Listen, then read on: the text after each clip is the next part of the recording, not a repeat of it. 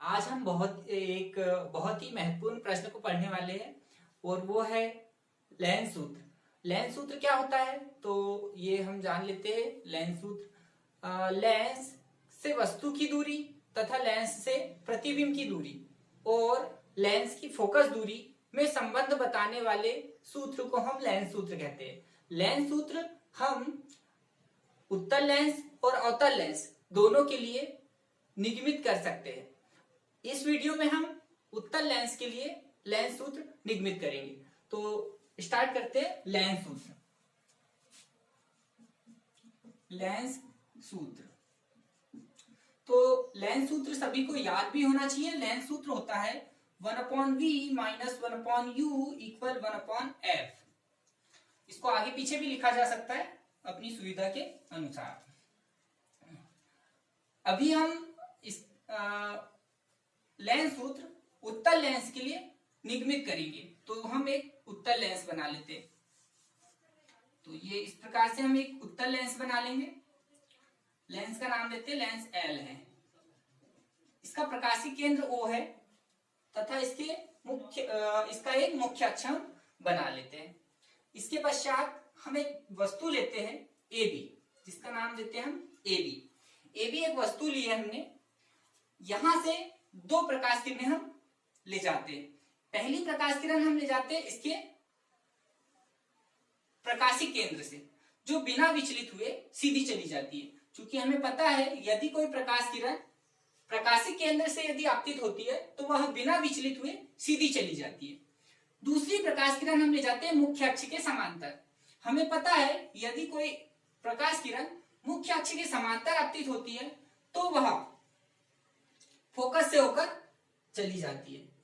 तो ये जो होगा वो बिंदु फोकस होगा और यहां पर वस्तु का वास्तविक और उल्टा प्रतिबिंब हमें प्राप्त होगा। तो वस्तु का जो प्रतिबिंब बना है इसे नाम लेते हैं A डैश B डैश। ये हमें एक प्रतिबिंब प्राप्त हुआ। अब यहां पर क्या हो रहा है कि यहां पर एक बिंदु को नाम देते हैं AB, यहां पर हम C नाम दे देते हैं।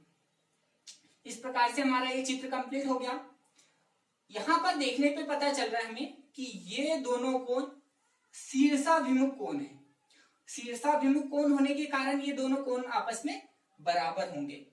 और यहां पर भी हम देखने पे पता चल रहा है कि ये दोनों कोण भी शीर्षाभिमुख कोण है। तो ये दोनों कोण भी आपस में बराबर होंगे और यहाँ पर समकोण बन रहा है और यहाँ पर भी समकोण बन रहा है, क्योंकि वस्तु मुख्य अक्ष पर लंबवत खड़ी है। प्रतिबिंब भी हमें मुख्य अक्ष पर लंबवत ही प्राप्त हो रहा है। तो ये 90 अंश का कोण है, ये भी 90 अंश का कोण है, अर्थात समकोण होने के कारण ये बराबर होंगे।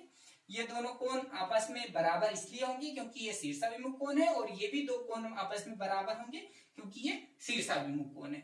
अब हमने ये कोण इसलिए बराबर बताया है क्योंकि हमें इनमें से कुछ त्रिभुजों को लेकर उन्हें समरूप बताना है और समरूपता की शर्त लगाकर उनकी भुजाओं को आनुपातिक लेना है, जिसकी सहायता से हम लेंस सूत्र निगमित करेंगे। तो यहाँ पर हम ऐसे त्रिभुज लेंगे जिनके दो कोण आपस में बराबर हो।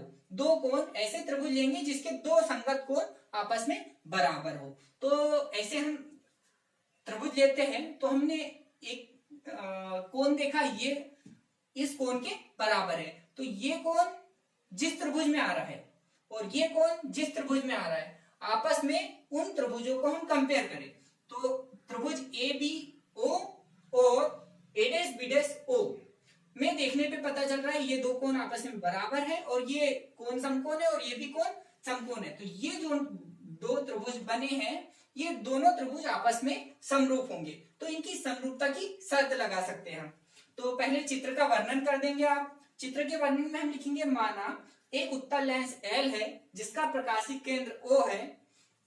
इसके सम्मुख AB कोई वस्तु है जो मुख्य अक्ष पर लंबवत रखी हुई है। वस्तु AB से एक प्रकाश किरण AO इसके लेंस के प्रकाशीय केंद्र पर आपतित होती है, जो बिना विचलित हुए सीधी चली जाती है।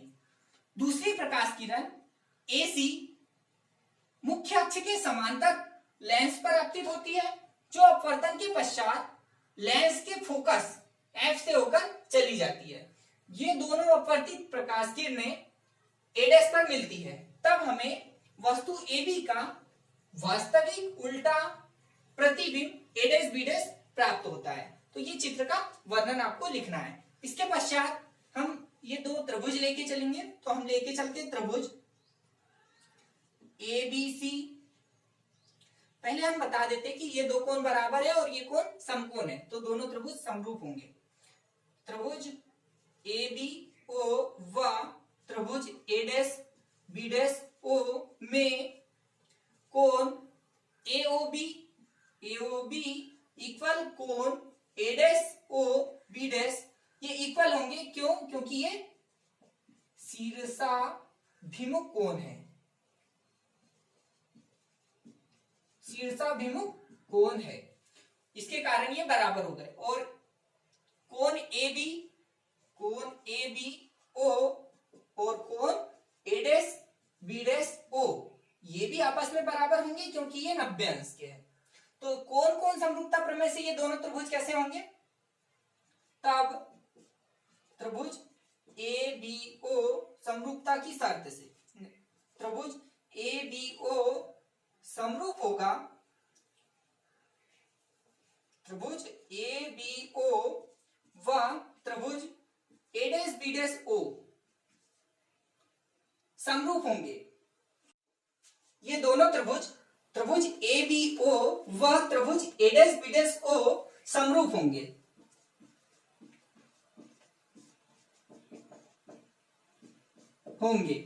अब जब ये समरूप होंगे तो समरूपता की शर्त से,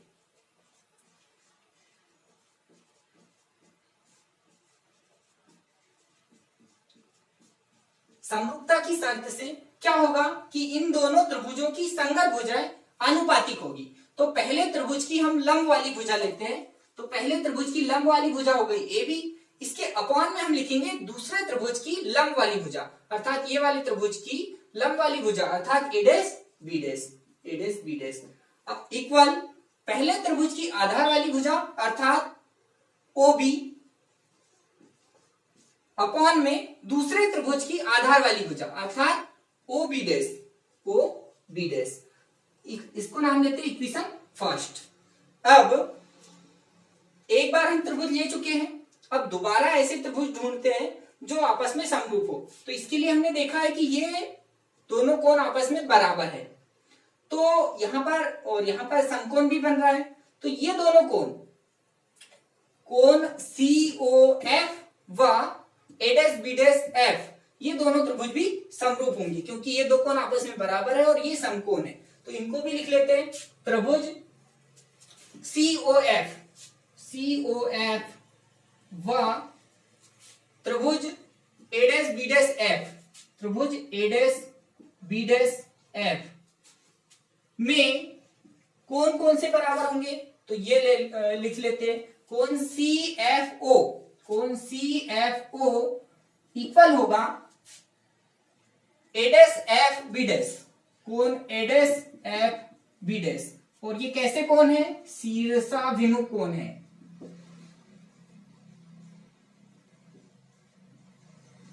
शीर्षाभिमुख कोण होने के कारण ये आपस में बराबर हो गए। और एक कोण लेते हैं, कोण COF इक्वल कोण A'B'F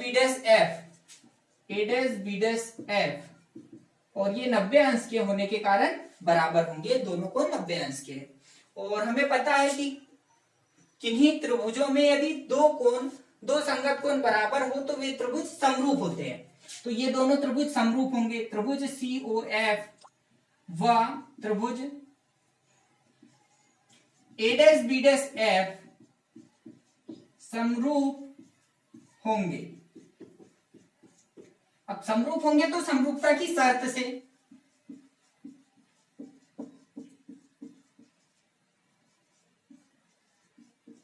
समरूपता की शर्त से क्या होगा? इनकी भी भुजाएं आनुपातिक होगी। तो इनकी भुजाएं आनुपातिक होगी तो पहले त्रिभुज की लंब वाली भुजा लिखते हैं CO अपॉन दूसरे त्रिभुज की लंब वाली भुजा अर्थात A'B' ए डैश बी डैश इक्वल पहले त्रिभुज की आधार वाली भुजा अर्थात ओ एफ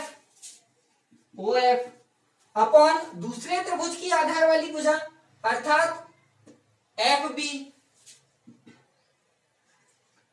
बी डैश ये हमें प्राप्त हो गया। अब हमें देखने पे पता चल रहा है क्योंकि ये एसी जो प्रकाश किरण है वो मुख्य अक्ष के समांतर आपतित हो रही है। यही कारण है कि ए बी जो भुजा होगी वो सीओ के बराबर होगी। तो हम यहाँ पे सीओ को ए बी लिख सकते हैं क्योंकि ये दोनों आपस में बराबर है। तो यहां पर हम लेते हैं चूंकि सीओ इक्वल ए बी, तो सीओ के स्थान पे हम ए बी यहां पुट कर देंगे। तो A B upon A dash B dash equal O F upon F B dash equation second. तो अब हमारे पास यहां पता चल रहा है इक्वेशन फर्स्ट और इक्वेशन सेकेंड में देखने पे कि एलएचएस जो है वो आपस में बराबर है, A B upon A dash B dash A B upon A dash B dash. LHS equal है तो आरएचएस भी इक्वल होंगे। समीकरण 1 व 2 से एलएचएस इक्वल है तो आरएचएस भी इक्वल होंगे। आरएचएस इक्वल लिख लेते हैं ओबी अपॉन ओबी dash equal O F upon F B dash, ये हमने लिख चुके हैं। अब चूंकि हमें पता है चिन्ह परिपाटी लगाने के पहले हमें ये चिन्ह परिपाटी का पहला नियम होता है कि प्रत्येक दूरियां लेंस के प्रकाशी केंद्र से नापी जानी चाहिए। तो यहाँ पर ओ बी ये तो ठीक है, ओ बी डैश भी ठीक है, ओ एफ भी ठीक है, परंतु एफ बी डैश ठीक नहीं है। क्यों नहीं है? क्योंकि ये प्रकाशी केंद्र से नहीं नापी गई है, इसमें कहीं ना कहीं ओ आना चाहिए। तो ऐसे हम इसे चेंज कर देते हैं। अब इसे चेंज कैसे कर सकते हैं? ये एफ बी डैश है तो हम क्या लेते हैं ओ बी डैश में से यदि ओ एफ हम माइनस कर दे तो हमारे पास बचेगा एफ बी डैश। तो एफ बी डैश को हम क्या लिख सकते हैं O B dash minus O F. तो यहां पर हमें ओ वाले पद प्राप्त हो जाएंगे, प्रकाशी केंद्र से दूरी आ जाएगी इक्वल ओ एफ अपॉन इसको क्या लिखना है हमें O B dash minus O F. तो ओ एफ ये हम लिख चुके हैं। अब इसके पश्चात हम क्या करेंगे चिन्ह परिपाटी लगा देंगे। चिन्ह परिपाटी से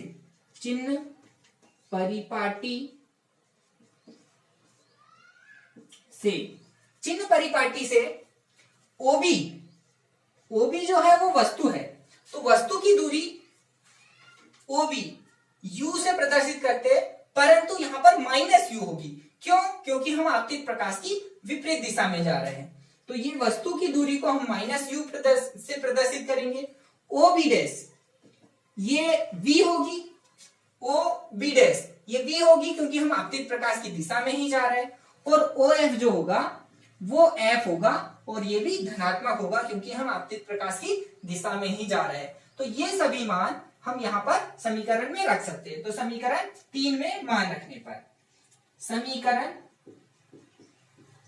3 में मान रखने पर, तो मान रख दो समीकरण 3 में ओबी का मान हमारे पास है माइनस यू अपॉन ओबी डैश का मान है हमारे पास v इक्वल ओ एफ का मान है हमारे पास f अपॉन ओबी डैश का मान है हमारे पास v माइनस ओ एफ का मान है हमारे पास f। ये हम सारे मान रख दिए। अब यहाँ पर हम क्या कर सकते हैं तिर्यक गुना कर सकते हैं।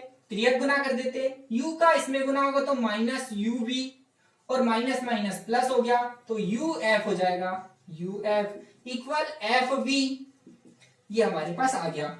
अब यहां पर हम क्या करते हैं दोनों समीकरण के दोनों पक्षों में यू वी और एफ का भाग दे देते हैं।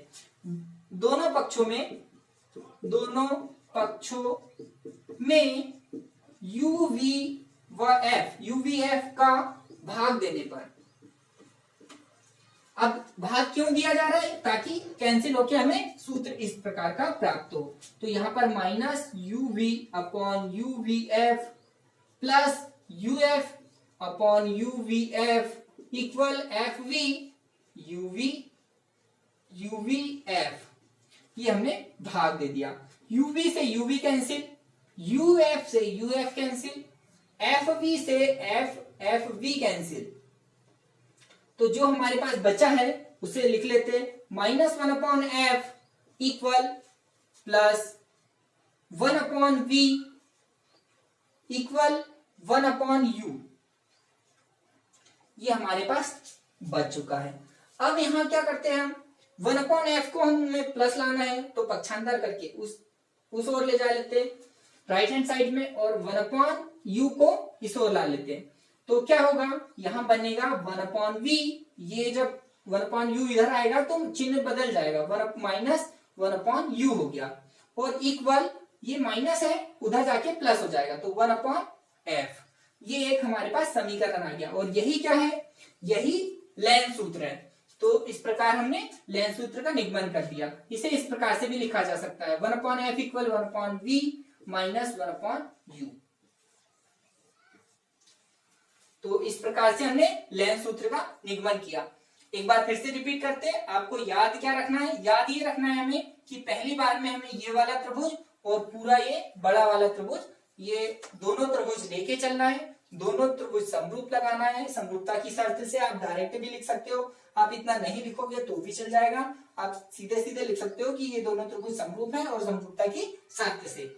और दोबारा में हमें ये तीसरा और ये चौथा, ये तीसरा और चौथा ये दोनों त्रिभुज लेकर चलने हैं। ये तीसरा चौथा ये दोनों त्रिभुजों को हम फिर से दोबारा समरूप लेंगे और इनकी भी भुजाएं हम आनुपातिक लिखेंगे।